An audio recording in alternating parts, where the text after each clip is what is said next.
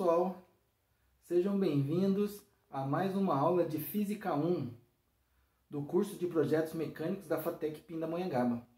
Eu sou o professor Christian, que daqui a pouco vocês vão ver quem é, tá ok? Mas eu gostaria de começar a nossa aula de hoje lendo um trechinho sobre gravidade. Em Cambridge, eles estiveram brincando com a ideia de que algumas forças da natureza agem à distância. A ideia de um objeto ser afetado por outros sem estarem conectados por arames ou cordas era tão estranha que poucos cientistas a imaginaram antes. Mas aumentava a evidência de uma força que fazia isso.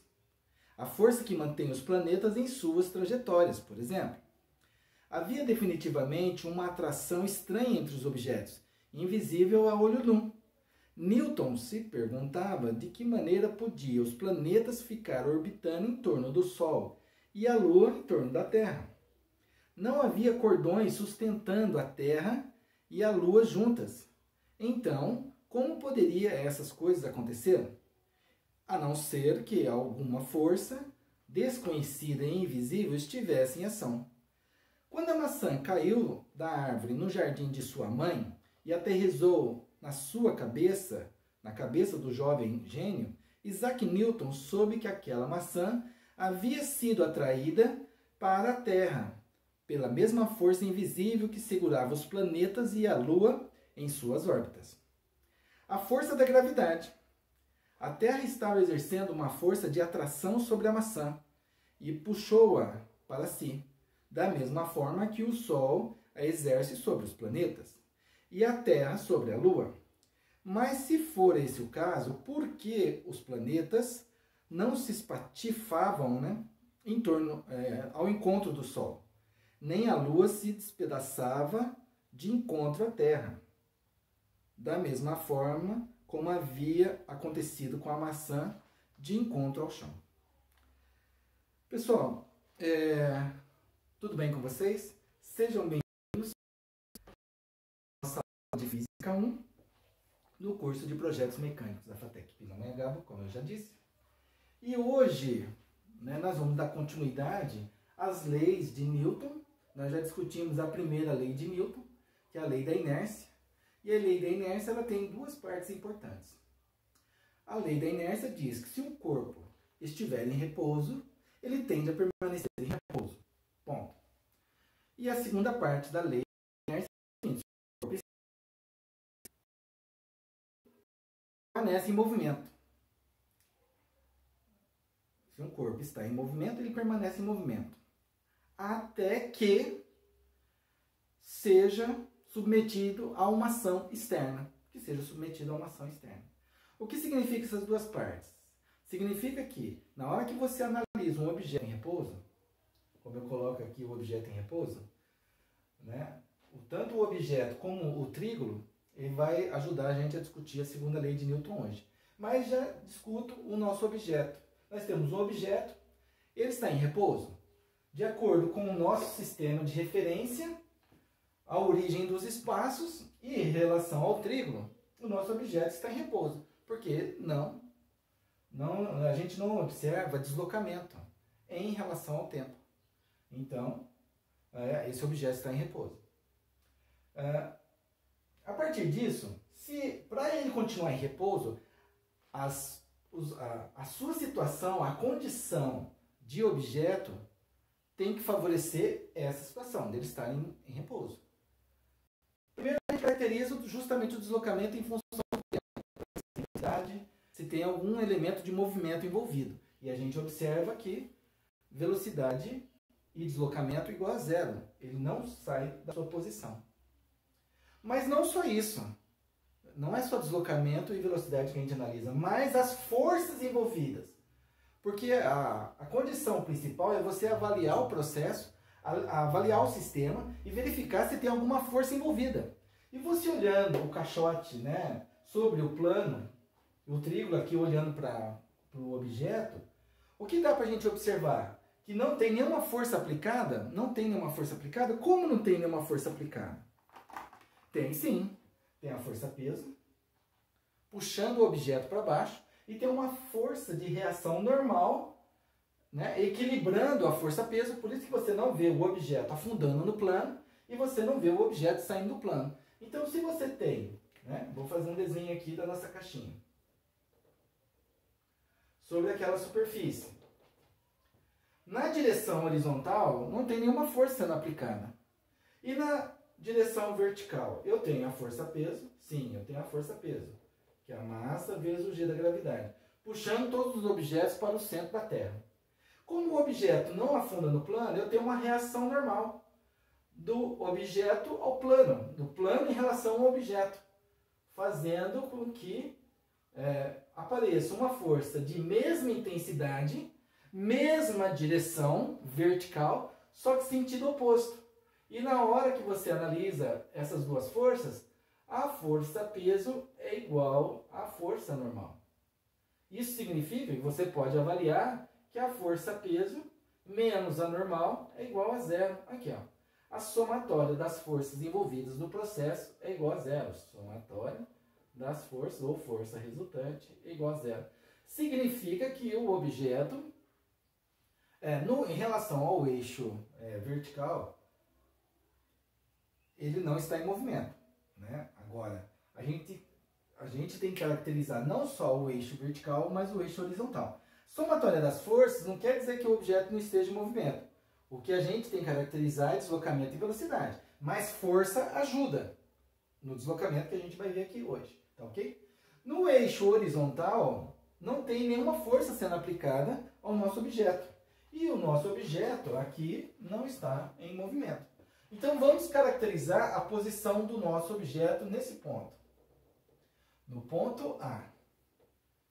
Se não tem nenhuma força aplicada a esse objeto, então o que eu posso dizer para você em relação à posição? A posição desse objeto é a posição inicial. A velocidade. Se nesse momento não tem deslocamento, velocidade inicial igual a zero. A posição inicial pode ser igual a zero? Pode ser igual a zero, né? Mas como eu tenho a origem da posição num determinado momento, eu não vou considerar a posição inicial igual a zero, porque o zero está aqui marcado na origem da posição. Agora, como eu já discuti em outros vídeos com vocês, falando sobre que você faz toda essa análise em função do tempo. E agora, a partir da posição inicial, velocidade inicial, eu posso começar a medir o tempo. E o tempo inicial aqui, sim, eu posso caracterizar como sendo zero. Tempo inicial igual a 0 segundos. Velocidade inicial, 0 metros por segundo, porque esse objeto está em repouso. Ele está parado, tá ok? Bom, o que eu vou pedir para o Trígolo fazer? Trígolo, faz um favor para mim, tira essa caixa do ponto A e leve até o ponto B. O que o Trígolo vai fazer? Ele vai aplicar uma força, ele vai puxar essa caixa. Então ele amarra uma corda, um barbante, e aplica uma força F. Ele vai aplicar uma força. E a partir do momento que ele aplica uma força puxando ou empurrando a nossa caixa, você vai alterar as condições iniciais dessa caixa. E agora o que vai acontecer? O movimento vai ser dado nessa direção e sentido. Eu vou caracterizar agora o movimento do Trígolo puxando o nosso objeto. A direção e sentido vai acontecer para a direita. Tudo bem? Tudo certinho. E aí a nossa caixa, ela vai se deslocando para a direita. Ela vai se deslocando para a direita até chegar numa posição B. Quando chegar na posição B, né, só vou tentar manter aqui a proporção de tamanho da caixa, né, para o aluno achar que a caixa sofreu alguma alteração, né, na sua condição, né, estrutural, mas não ocorreu nenhuma mudança estrutural. Aqui eu tenho a caixa, que ela atingiu a posição B. Inclusive, não esqueça, né, que a caixa agora ela tem massa M. E eu vou colocar agora a massa do objeto na consideração, massa M. E massa é quantidade de matéria. E aqui eu vou caracterizar o nosso amiguinho, o trígono, que ele trouxe, né, o objeto até essa posição. Até a posição B. E aqui eu estou caracterizando o trígono que trouxe o objeto até a posição B. Valeu, trígono! Você trouxe o objeto até a posição B aplicando uma força. E essa força não foi variável. Essa força foi uma força constante. Ele aplicou uma força constante até essa posição, até a posição B. Na posição B de deslocamento, e o trígono agora ele poderia continuar o seu movimento para a direita, ele poderia, não tem problema nenhum, ele poderia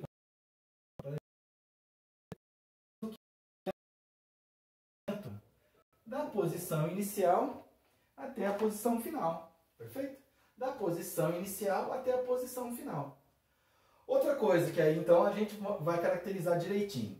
O trígono faz essa aplicação de força, né? Puxando esse objeto, poderia estar empurrando esse objeto, mas nós vamos desconsiderar um elemento que aparece entre a caixa e o solo, e a base, que é o atrito. Então eu vou considerar que toda a superfície é polida, o único elemento que é capaz de usar o efeito do atrito é o trígono, né? Que ele vai andando, ele vai se deslocando na direção do ponto B, e a caixa ela se desliza, ela desliza, né, completamente em relação ao plano de apoio, tá bom? Posição inicial, velocidade inicial, tempo inicial. No ponto B, o que eu tenho? Eu tenho a posição final, eu tenho a velocidade final e tenho o tempo final. Eu não vou colocar mais o F, né? Que eu já discuti com vocês, por que eu não preciso usar mais o F quando a gente discutiu o movimento uniforme e uniformemente variado. Nós caracterizamos variação da velocidade, aceleração, já vimos todos esses elementos, e a gente só estabelece que no início tem o I. E na posição final eu não preciso colocar o F mais, tudo bem? Mas a gente percebe o seguinte, que quando você aplica uma força, ao aplicar uma força, você faz a condição de movimento, você altera a condição de movimento do meu objeto. A massa é constante, a velocidade varia. Então eu tenho velocidade na posição final, tempo na posição final. Eu tenho velocidade na posição inicial e tempo na posição inicial. Se você quiser caracterizar esse intervalo de velocidade, eu posso calcular o ΔV, a variação de velocidade. Se você quiser caracterizar em relação ao tempo, porque você estava medindo em relação ao tempo, você tem o ΔT. E em relação também à posição. Então, todos esses elementos me caracterizam a mudança de posição, né, da minha caixa, do meu objeto, do ponto A até o ponto B. Teve deslocamento? Teve deslocamento. Teve variação de velocidade? Teve variação de velocidade. Teve variação do tempo? Teve variação do tempo. Então, a força, ela está diretamente relacionada a variação da velocidade em relação ao tempo, variação da velocidade em relação ao tempo, né? Porque na condição inicial eu tenho massa do objeto, eu tenho velocidade do objeto, tempo do objeto e a posição do objeto. Na posição B eu tenho a massa do objeto, que não variou, é o único elemento constante aqui, que é a quantidade de matéria da caixa, que não variou. Quando a força aplicada até o ponto B, a velocidade variou, o tempo variou e a posição final variou. Então, o que você tem? Que a massa em todo o movimento de aplicação do trígono, a massa é constante. Massa constante. Velocidade. Velocidade. Velocidade variável. Diz para mim uma coisa. Se você aumenta a força, o que acontece com a velocidade? Aumenta. Se você diminui a força, o que acontece com a velocidade? Diminui. Então, força e velocidade são grandezas diretamente proporcionais? Sim, são. E essa experiência você já fez também, que você, ao empurrar ou puxar um objeto, quanto mais força ou quanto mais ação que você tem, né, o contato físico que você tem, seu com o objeto, quanto maior for a força, maior vai ser a intensidade de velocidade, ou o quanto que você pode aumentar a velocidade. Quanto menor a força, menor a velocidade. Tá ok? O tempo, ele variou também. Então, tempo variável. E o tempo independe, né, do efeito do trígono em relação ao objeto. O tempo tem o seu passar, né, o seu contratempo, a sua medida de tempo no compasso, né? E o deslocamento. E eu vou colocar também aqui o deslocamento. Deslocamento também variável. Deslocamento variável. Então, pessoal, o que eu posso dizer para você? Bom, a massa é constante. A massa é constante. O deslocamento, ele varia, mas o deslocamento não aumenta e nem diminui, né? O deslocamento, ele é variável, só que ele é ao longo do meu sistema de referência. O tempo também, ele não aumenta e diminui de acordo com a força. Não, o tempo ele é medido quando você analisa a questão de movimento, né? A quantidade de movimento que esse objeto possui. E então a gente tem uma coisa interessante, né? Que a força, ela está relacionada com o aumento ou diminuição da velocidade em função do tempo. Então é o seguinte, meu amigo, que a força, então, ela está diretamente relacionada com a quantidade de movimento que um objeto possui na condição A, no ponto A, e a força também, porque se você para de aplicar a força, o que acontece? O movimento deixa de existir. O movimento deixa de existir. Então a força está diretamente relacionada às características do meu movimento. Se você aumenta a força, o movimento acontece mais rápido. E se você diminui a força, o movimento acontece mais lento. Então você altera a quantidade de movimento desse objeto. E quantidade de movimento está relacionada à massa e à velocidade do corpo. Quantidade de movimento. Né? Porque o deslocamento eu observo, a variação do tempo eu observo, mas a velocidade aumenta ou diminui. A quantidade de movimento ela aumenta ou diminui porque ela está relacionada diretamente com a massa do objeto. Porque se você aumentar a massa, a velocidade vai sofrer consequências e a força também vai sofrer consequências. Mesmo que eu esteja considerando desde o início do meu sistema aqui, né, do fenômeno envolvido, desde o início, a massa não sendo, ela não altera, né, sendo um elemento constante, mas a gente pode fazer esse exercício. Se você começa a alterar as condições de massa do meu sistema, você vai ver que a força também, se você aumenta a massa, você tem que aumentar a força para promover o deslocamento desse objeto, tá ok? E assim vai. E se você diminuir a massa, você pode diminuir a força. Aí você pode falar para o trígono: trígono, aumenta a força, diminui a força. Mas como você não comentou como você queria que o objeto se deslocasse, né? Então a gente vê o seguinte, que a força, ela é diretamente proporcional, ela está diretamente ligada a uma componente que, um elemento de componente de massa, porque se eu aumento a força, se eu aumento a massa, eu tenho que aumentar a força. Se eu diminuo a massa, eu tenho que diminuir a força. Então eu tenho uma relação direta entre força e massa, mas também eu tenho uma relação direta entre força e velocidade. Entre força e velocidade. Eu vou colocar aqui em azul. Se os dois elementos são diretamente proporcionais, diretamente relacionados à força, esses objetos, e outra, a condição final e inicial. Então eu posso dizer para você também que a força ela é diretamente proporcional às condições iniciais e finais do meu problema. Porque eu tenho uma velocidade inicial igual a zero. Então você começa a aplicar uma força. A força é constante. Né? Daqui a pouco a gente vai discutir a unidade de medida dessa força aí, né? Que no sistema internacional é Newton, mas tudo bem. Então eu tenho força que é diretamente relacionada às condições iniciais, que eu vou escrever aqui, ó, as condições iniciais e finais do meu processo. As condições. Eu vou colocar sempre condições finais e condições iniciais do fenômeno estudado.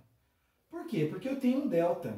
E o delta é sempre uma coisa final menos uma coisa inicial. Eu já estou induzindo aqui um delta no início menos um delta no final, tá ok? Agora, quais são as condições que me caracterizou o movimento? Aí eu sei deslocamento, velocidade e tempo. Agora, como eu tenho um movimento onde acontece variação de velocidade, então eu tenho um movimento uniformemente variado, lembra das características do movimento uniformemente variado? Eu tenho variação da velocidade, então eu tenho as condições iniciais, as condições finais, velocidade e tempo, porque é um movimento uniformemente variado, então eu vou aplicar justamente a característica da variação da velocidade em relação ao tempo. Então, condições finais. Qual é a condição final de massa? A massa é a mesma. Qual é a condição final de velocidade? Velocidade final. Qual é a condição de tempo final? De tempo, né? Tempo final. Quais são as condições iniciais que caracterizam o movimento, né, desse objeto? De massa. Massa constante. Quais são as condições iniciais de velocidade? Velocidade inicial pode ser igual a zero, ou não precisaria ser igual a zero. O trígono poderia estar arrastando esse objeto já há algum tempo. Eu caracterizei a velocidade inicial igual a zero, mas poderia ser outro valor de velocidade. E o tempo? Tempo inicial também. Aqui eu caracterizei zero, porque eu liguei o cronômetro nesse movimento, tá ok? Então, o que eu tenho? Eu tenho uma condição de massa, e velocidade e tempo. Eu tenho uma condição de massa,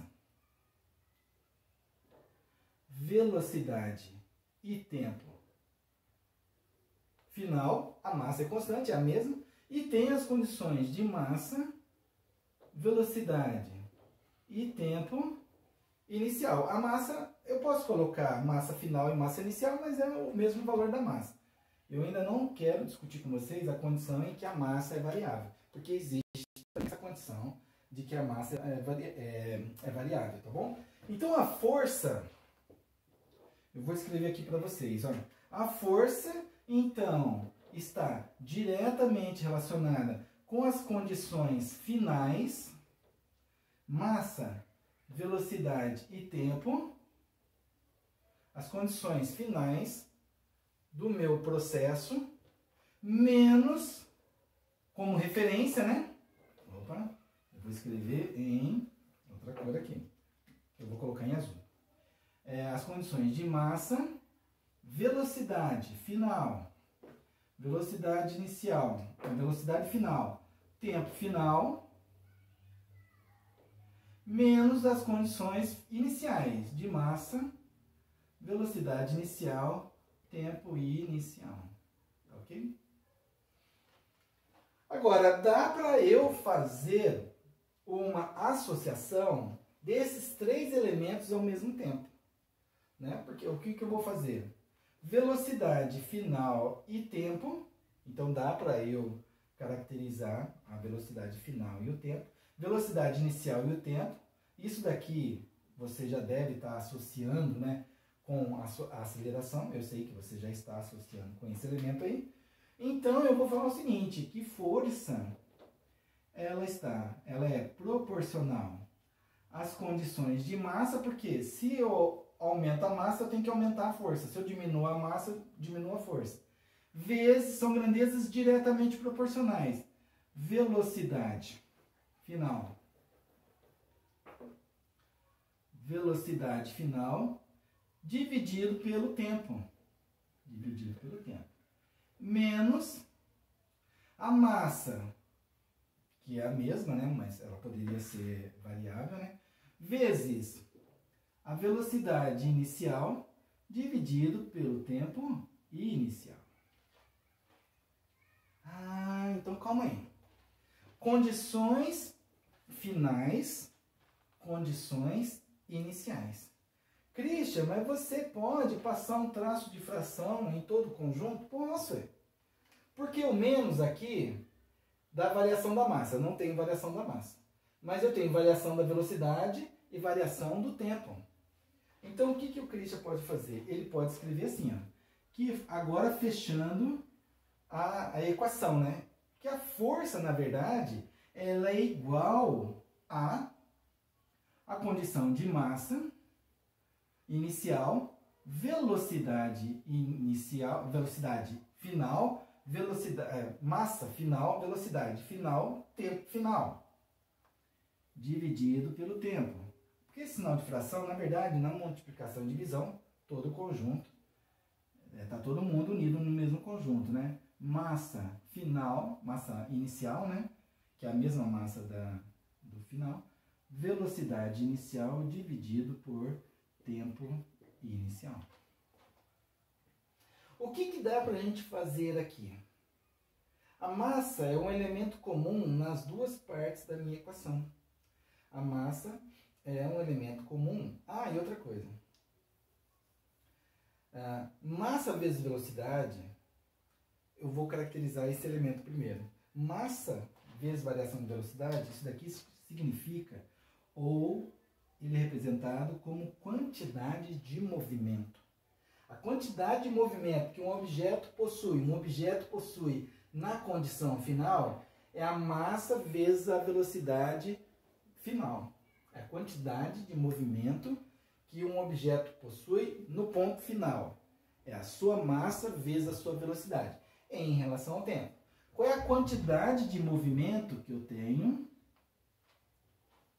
no ponto inicial do objeto? A quantidade de movimento que eu tenho do objeto na condição inicial é o próprio objeto, a sua velocidade inicial em relação ao tempo. E quantidade de movimento eu vou substituir pela letra P. P minúsculo. Quantidade de movimento, P minúsculo. Quantidade de movimento final menos a quantidade de movimento inicial. Então, o que o Christian fez?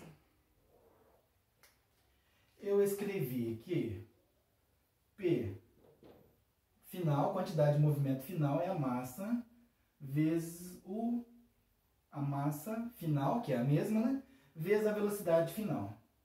E a quantidade de movimento inicial é a massa vezes a velocidade inicial.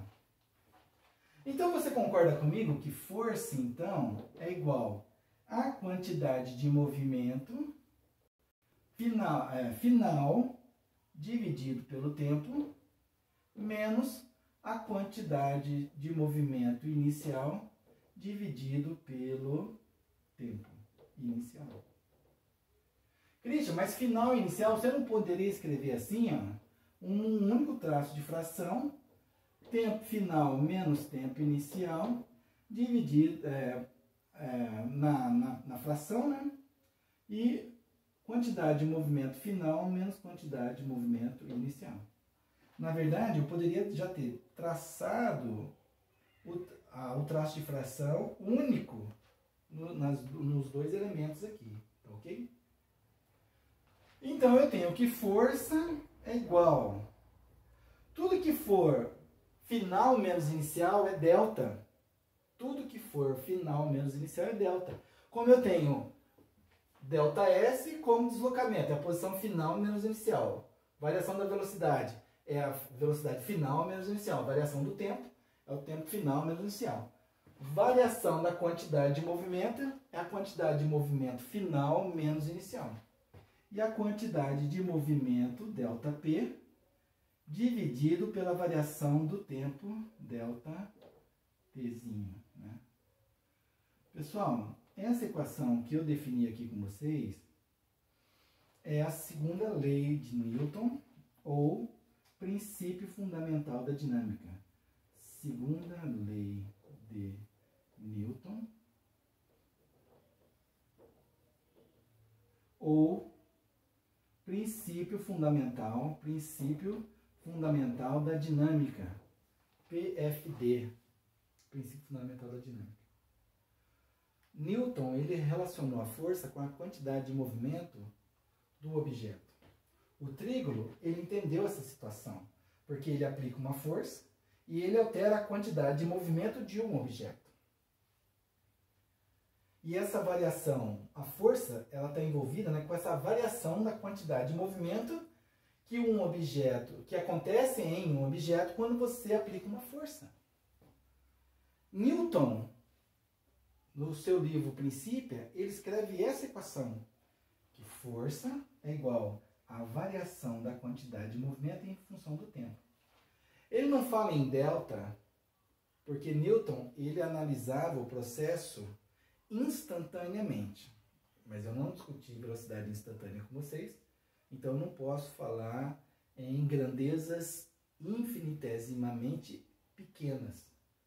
No conceito de limite em cálculo, vocês já devem ter visto isso, ou no conceito de derivada em cálculo, vocês devem ter visto isso. Mas eu não vou atacar nesse momento essa condição. Então, força é a quantidade de a variação da quantidade de movimento em relação ao tempo. Christian, mas você esqueceu, você não comentou de forma nenhuma que força é uma grandeza vetorial. Nós vamos discutir esse elemento. Porque você está puxando a força para a direita, ou empurrando o objeto para a direita. Mas poderia ser para a esquerda. Então você muda a direção e o sentido. Sim, eu sei disso, né? Mas o que interessa para nós agora é entender como que a força, que realmente é um elemento vetorial, porque você pode empurrar um objeto, você pode puxar um objeto. E você altera a quantidade de movimento desse objeto. Se você empurra esse objeto, ele vai na direção da sua frente. Mas se você puxa esse objeto, ele vem mais próximo de você. Então, mesmo você aplicando uma força, você não entende direto, né, ou diretamente o que acontece com a quantidade de movimento do objeto. Então, esse é o cuidado que a gente tem que tomar. Tá ok? Então, continuando aqui. Nós fizemos toda essa consideração, então eu não preciso mais desse diagrama que foi colocado aqui para vocês. Não preciso disso. Eu vou ficar somente com a equação que vocês, né, que eu acabei de definir com vocês. Vou ficar somente com a equação da variação da quantidade de movimento. Força é diretamente proporcional à variação da quantidade de movimento de um objeto. Tá certo? É isso que me interessa aqui. E é o que eu vou copiar agora. Força é igual à variação da quantidade de movimento em relação ao tempo. Esse daqui eu te falei que é o princípio fundamental da dinâmica, ou a segunda lei de Newton. Christian, mas não é igual à equação que eu conheço. Sim, porque o Newton não escreveu aquela equação que falsamente falaram para você que foi o Newton que escreveu. Newton escreveu essa equação. Mas então eu vou chegar na equação que você conhece. O ΔP, que não esqueçam, né, que o P, quantidade de movimento, é a massa vezes a velocidade do objeto. O que o Christian vai fazer? O ΔP, novamente eu vou abrir e vou colocar assim para você, ó, que força é igual a quantidade de movimento final menos quantidade de movimento inicial dividido pelo ΔT. Você vai entender por que eu vou deixar o ΔT, eu não vou fazer o delta final menos o inicial, não. Tempo final menos o tempo inicial. Na condição final, massa, velocidade final. Na condição inicial é massa vezes velocidade inicial. Confere ou não? Tudo bem? Então eu vou fazer a substituição ali. Força, então, é igual Na quantidade de movimento final, eu vou colocar massa vezes velocidade final, menos massa vezes velocidade inicial, dividido por delta Tzinho. Delta Tzinho. Você vai entender agora o que eu quero fazer agora. Massa, velocidade final, massa, velocidade inicial. Massa é um termo comum, é igual aqui nas duas partes da minha expressão. Então eu vou colocar massa como evidência. Vou colocar massa em evidência. Não como evidência, mas em evidência. Então, força é igual massa que multiplica quem? Massa que multiplica quem? Massa que multiplica a variação de velocidade. Velocidade final menos velocidade inicial, dividido por delta T. Tudo bem ou não? O que você acha? Tá tudo certinho? Bom, variação da velocidade, velocidade final menos inicial é delta V. Então, eu vou substituir. Eu vou colocar aqui, ó. Força é igual a massa vezes variação da velocidade em relação ao tempo. Tudo bem? E olha só, se eu tirar o sinal de fração aqui debaixo da massa. O que você tem? Essa equação todo mundo conhece. Quem é esse cara aqui? Variação da velocidade em relação ao tempo. A força, ela aparece, né, no movimento uniformemente variado, né? E aí mostra por quê, né? Porque variação da velocidade em relação ao tempo é a aceleração. Então, força, vou escrever aqui, como você conhece a equação. Força é igual a massa vezes a aceleração. Segunda lei de Newton, ou princípio fundamental da dinâmica. Princípio fundamental da dinâmica. Massa vezes aceleração. Então, meu amigo e minha amiga, o que você tem a partir de agora? Você tem a força aplicada. E depois, no segundo momento, né, eu vou agora, depois no segundo momento, eu vou caracterizar todas as grandezas que são vetoriais e as grandezas que são escalares. Né? Eu sei que está faltando caracterizar a grandeza vetorial aqui, que é a aceleração, velocidade, deslocamento, força. Todos esses são elementos vetoriais. Massa, temperatura, tempo, né? Tempo são grandezas escalares. Não importa a direção e sentido para que você possa medir esses elementos, tá ok? Então, eu quero agradecer ao Trígono, né, por participar da dedução da equação da segunda lei de Newton. E eu quero agora, então, ler aqui no livro como que é escrita, né, a segunda lei de Newton. Ele fala o seguinte: leis do movimento de Newton, segunda lei. Quando uma força age sobre um corpo, a força puxada ou empurrada, age sobre um corpo, a mudança do movimento, por isso que Newton fala, a mudança do movimento é proporcional, a mudança de movimento é proporcional à força motriz, a força motora, a força com que você empurra, puxa, levanta o objeto. Força motriz aplicada, então, quando uma força age sobre um corpo, a mudança do movimento é proporcional à força motriz aplicada e se faz na direção em que a força age. Proporcional à força motriz aplicada e se faz na direção em que a força age. Isso significa o quê? Que você, na hora que você aplica uma força, você altera a quantidade de movimento na mesma direção e sentido da força aplicada. Se você está empurrando um objeto na sua frente, ele não vai sair para a direita. É isso que Newton coloca na sua segunda lei de Newton.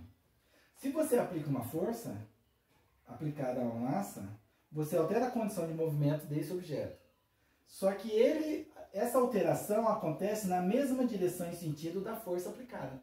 Se você empurra um objeto com mais força, você aumenta a aceleração. Mas você aumenta a aceleração nessa direção e sentido. Não é no perpendicular. Não é para cima, não é para baixo. É na direção de aplicação da força. No sentido de aplicação da força. Que são os elementos que a gente vai discutir com vocês no momento próximo, tá ok? Pessoal, então, olha só onde chegamos. Nessa equação. Essa equação é a equação de Newton. Ele deduziu essa equação, que a força estava diretamente relacionada à variação da quantidade de movimento, que eu acabei de ler para vocês no texto que eu tirei, né, do livro que fala, né, da vida de Newton aqui para vocês, tá ok? Lógico que você conhece essa equação, né, como elemento, né? Agora, uma coisa que a gente tem que tomar cuidado, né? Para deixar essa equação mais completa, aqui eu tenho uma força sendo aplicada, mas eu poderia ter 2, 3, 4, e aí você vai ter que brincar com isso, porque agora não é só uma força aplicada. Em relação ao eixo vertical, eu tenho a força peso e a normal, nós já discutimos isso. Então, mesmo que o movimento que o trígono conseguiu aqui favorecer, né, do objeto, da caixa, no sentido horizontal, não deixava de existir as duas forças, a força-peso e a reação normal. E a gente viu que essa caixa ela simplesmente deslizou ao longo do plano. Então a força-peso e a normal, elas agiram simultaneamente o tempo todo. Só que com a mesma direção vertical, só que sentidos opostos. O sentido é a pontinha da flechinha, que eu aponto para baixo ou aponto para cima. E as duas forças se neutralizam, de forma que esse objeto não afunda no plano e nem sai do plano, e o objeto vai na direção vertical, na direção horizontal, porque o trígono está se movimentando. Então, para a gente deixar essa equação mais robusta e mais correta, a gente tem que falar o seguinte, que a força aplicada é a somatória das forças, porque eu posso ter mais de uma força. Imagina se eu tenho uma força do trígono para a direita e um outro elemento para a esquerda com a mesma intensidade de força. O objeto não ia se deslocar. A força seria a mesma para a direita e a esquerda e o objeto não se deslocaria.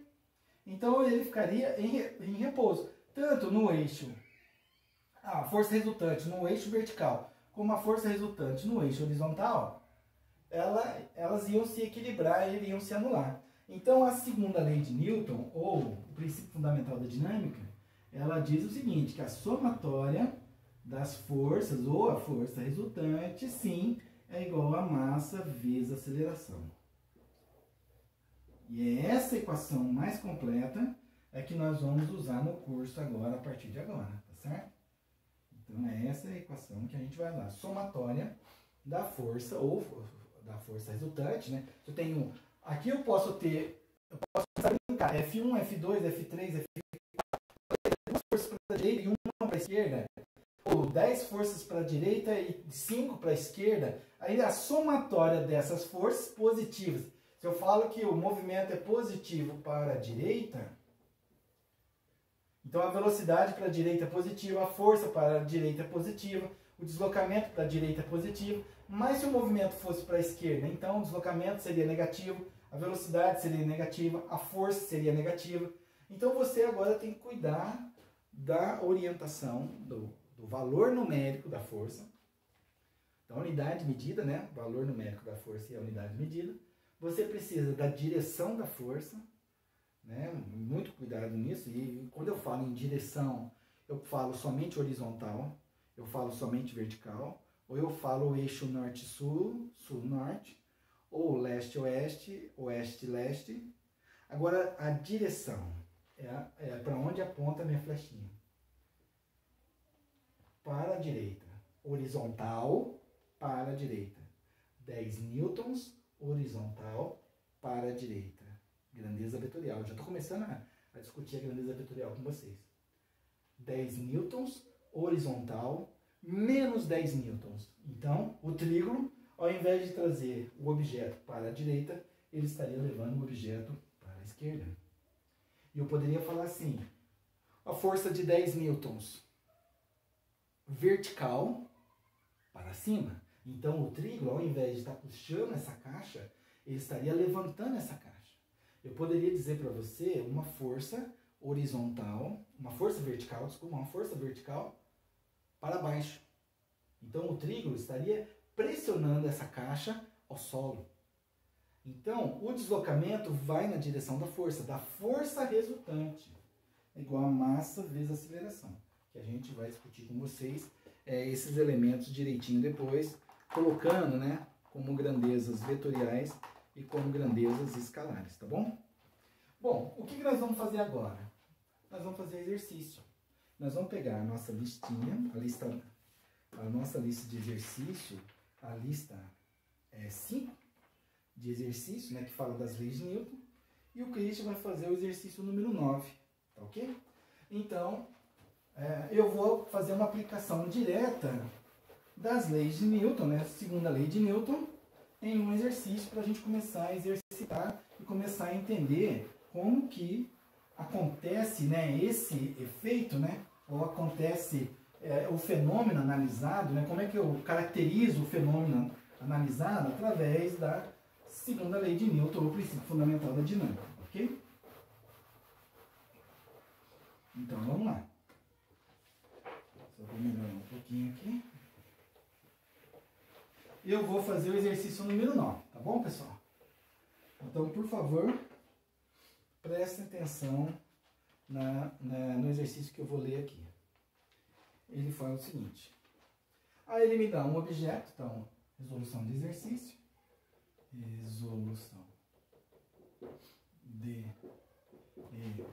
exercício. Lista 5. Lista de exercícios 5. Exercício número 9. Exercício número 9. Exercício número 9.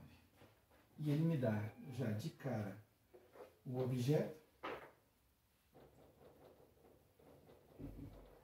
O objeto em... Oi, estou em aula, Ana. Só um momentinho. O objeto em movimento. Aqui eu tenho um objeto,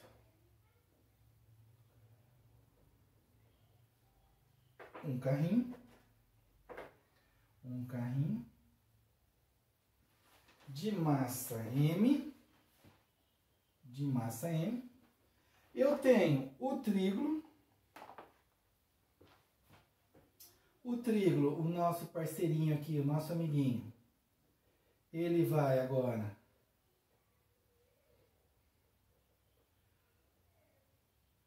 puxar novamente o objeto.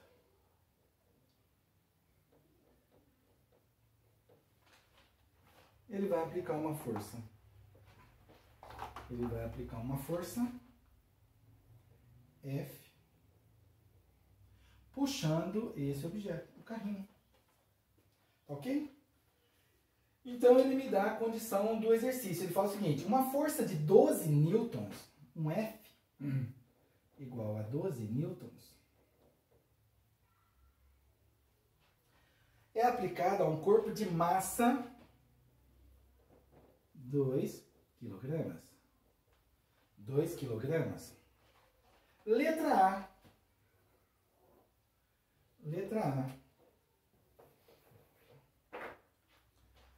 Olha só, letra A. Ele fala o seguinte: qual a aceleração produzida por essa força? Qual é a aceleração produzida por essa força? Se a velocidade do corpo era de 3 metros por segundo quando se iniciou a ação da força. Letra A. Qual é a aceleração produzida por essa força? Primeira coisa é a aceleração produzida por essa força. Primeira coisa. Aceleração produzida por essa força. 12 newtons. E letra B, ele fala o seguinte: se a velocidade do corpo era, quer dizer que é início, velocidade do corpo inicial de 3 metros por segundo era. Quando se iniciou a ação da força, qual será o seu valor? Se a velocidade do corpo era 3 metros por segundo quando se iniciou a ação da força, qual será o seu valor? Qual será o seu valor ou a velocidade final? Qual será o seu valor ou a velocidade final depois de 5 segundos? No intervalo de tempo de 5 segundos. Para um ΔT de 5 segundos. Um ΔT de 5 segundos. Ok? Ele me deu a massa do objeto, aplicar a força. Então, como que eu vou calcular a aceleração desse objeto? Primeira coisa, então, é a aceleração desse objeto. A aceleração do objeto, eu vou usar o princípio fundamental da dinâmica ou a segunda lei de Newton, que fala que força é igual a massa vezes a aceleração. E ele quer que você calcule a aceleração. Então, a aceleração é igual a força dividido por massa. Deixa eu fazer um parênteses aqui, antes de continuar, falar da unidade de medida de força, né? Se força é igual a massa vezes aceleração, qual é a unidade de medida de força? Ah, Cristian, é Newton. Não, calma aí, não é isso não. Força, então, é igual a unidade de medida de massa no sistema internacional é quilogramas. E aceleração? Metros por segundo ao quadrado. Metros por segundo ao quadrado. Essa é a unidade de força, quilograma metro por segundo ao quadrado. Essa é a unidade de força. A unidade de medida de força é quilograma metro por segundo ao quadrado no sistema internacional. E toda vez que for quilograma metro por segundo ao quadrado, quilograma metro por segundo ao quadrado você chama de Newton. Então, em homenagem ao seu criador, a quem definiu o conceito de força, como Ampère, em homenagem ao Ampère, né, que o francês que definiu o estudo da corrente elétrica, ok? Como Pascal também, pressão, né,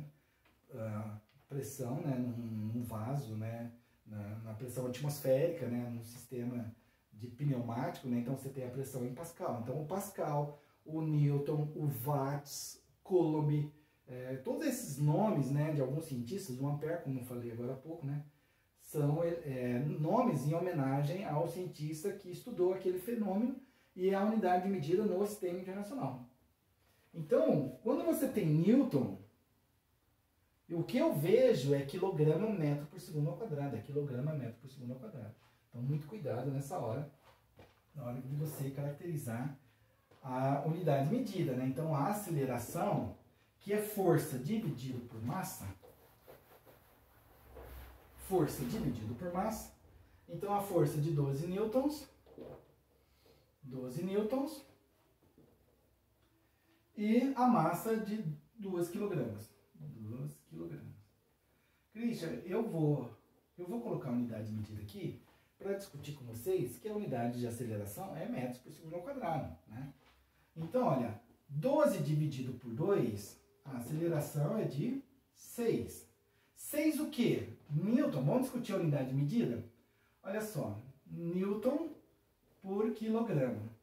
Newton é quem? Quilograma metro por segundo ao quadrado, dividido por quilograma. Quilograma simplifica com quilograma. E a unidade de medida de aceleração é metros por segundo ao quadrado. Que eu já discuti também com vocês no vídeo que a gente fala de movimento uniformemente variado, eu falo da unidade de medida de aceleração, que é comprimento por tempo ao quadrado. Ok? 6 metros por segundo ao quadrado. Ok? 6 metros por segundo ao quadrado. Ok? Essa é a letra A. E a letra B, ele quer a velocidade final. A velocidade final nesse intervalo. Como eu tenho aceleração e é um movimento uniformemente variado, não esqueçam, né? Toda vez que tiver aceleração é um movimento uniformemente variado. Como é que eu vou resolver o exercício na letra B? eu tenho vários caminhos. Eu poderia sair pela quantidade de movimento, lembra que a gente saiu pela quantidade de movimento? Que força é a variação da quantidade de movimento dividido pelo tempo. Ou eu posso usar qualquer uma das equações do movimento uniformemente variado. Eu posso usar. Se eu tenho a aceleração que eu acabei de calcular, eu tenho a velocidade inicial, eu tenho o tempo, porque a variação do tempo é de 0 a 5 segundos, então é o tempo final. Eu posso calcular utilizando a equação horária da velocidade. A velocidade final é igual a velocidade inicial mais AT. Velocidade final, que é o que ele está me pedindo, ó, velocidade final é o que ele está me pedindo, é igual a velocidade inicial, 3. Olha só, analisa as unidades de medida. Velocidade inicial, 3 metros por segundo. A aceleração, metros por segundo ao quadrado. Tempo. Segundo, todo mundo tem internacional. Velocidade, então, é 3 mais 6 vezes 5. 5t. Qual é o valor da velocidade final? O valor da velocidade final, então, é 30. 30 mais 3. 33 metros por segundo.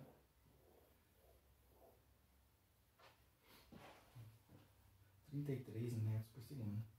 Então, depois de 5 segundos, esse objeto com uma massa de 2 kg terá uma velocidade de 33 metros por segundo. Tá bom? Analisa o exercício, verifica direitinho como que foi feito, né, o exercício. E eu poderia usar a quantidade de movimento. Vou colocar aqui, ó. Eu vou colocar aqui, ó. Fazer uma observação.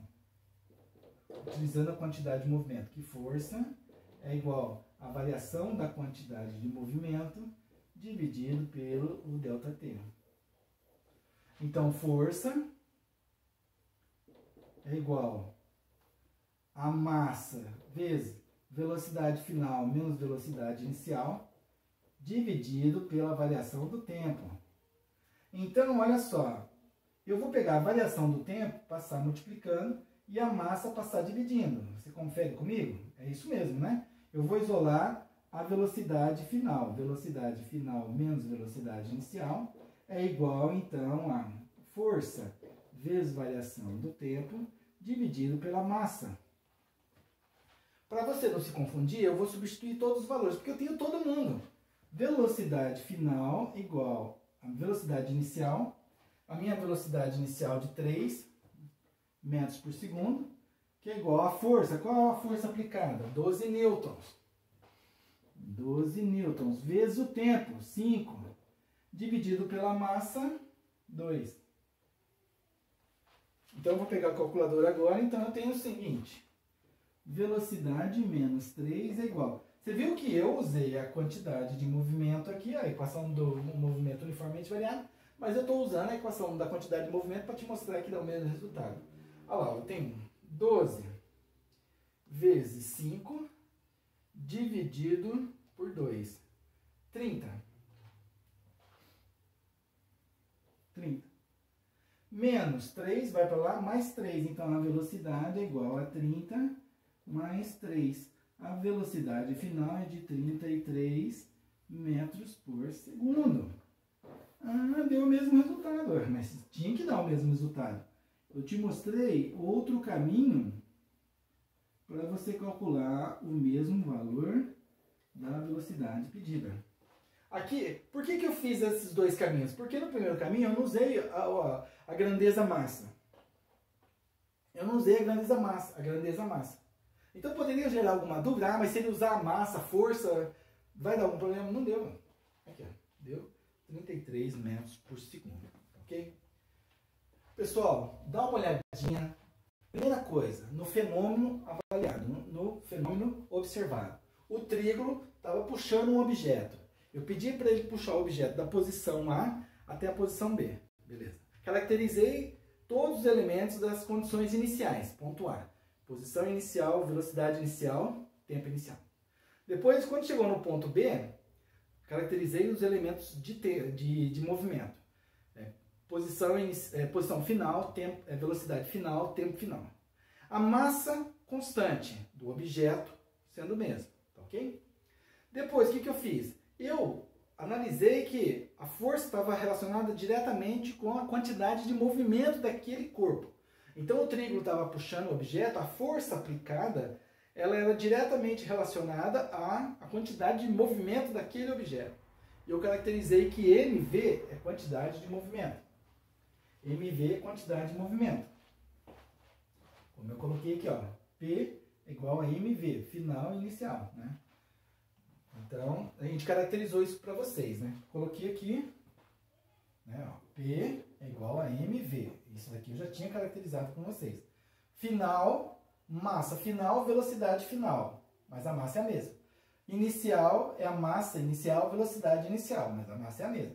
Então eu tinha um delta, que era a variação da velocidade aqui. Coloquei o M em evidência. Delta T, tá ok? Então eu caracterizei a equação do Newton relacionada à quantidade de movimento em relação ao tempo. Foi essa equação que o Newton definiu. Não foi massa vezes aceleração. Nada disso. Essa daqui, depois que você organiza a equação e coloca, né, que ΔV dividido por ΔT, você chama esse cara de aceleração, então força é igual a massa vezes aceleração, ok?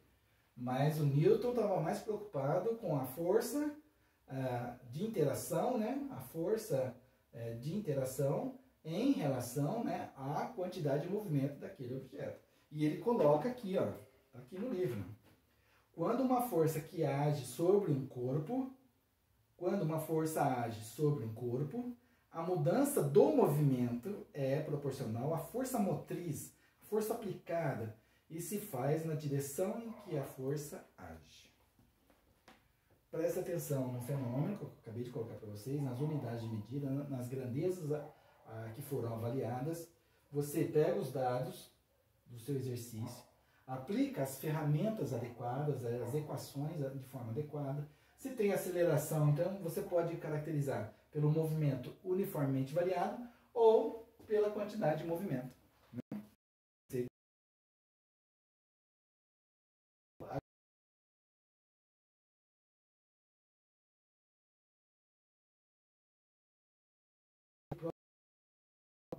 O nosso encontro aqui. Espero que vocês tenham entendido. Qualquer coisa, me manda mensagem no chat, me manda mensagem, né?